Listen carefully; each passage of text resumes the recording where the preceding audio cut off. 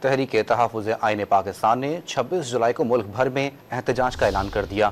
سابق اسپیکر قومی اسمبلی اسد کیسر نے بتایا کہ امن و امان کی صورتحال، بانی سمیت دیگر کی گرفتاریوں اور مہنگائی کے خلاف احتجاج ہوگا۔ اسد کیسر نے دعویٰ کیا کہ ایم این ایز کی خرید و فروخت کے لیے آفرز ہو رہی ہیں۔ ایم این ایز پر وفاداری کی تبدیلی کے لیے دباؤ بھی ڈالا جا رہا ہے۔ طرف ملک جو ہے نا میں آگ خون کا کھیل کھیلا جا رہا ہے، دوسری طرف یہ پولیٹیکل پارٹیز کے خلاف کریک ڈاؤنز کر رہے ہیں۔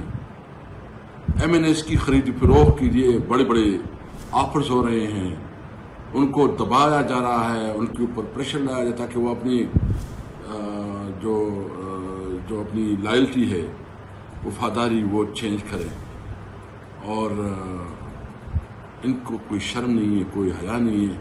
اس نے ہر صورت میں اقتدار کے ساتھ چمٹنا ہے۔ آپ نے نکلنا ہے جمعے کو، اور ہم تاریخی احتجاج کریں گے، اور اس میں ہمارے ساتھ تمام پولیٹیکل پارٹیز کو بھی ریکویسٹ کریں گے، اور خاص کر جی ڈی او کو بھی ہم ریکویسٹ کریں گے کہ اس احتجاج میں ہمارے ساتھ شریک ہوں۔ شکریہ۔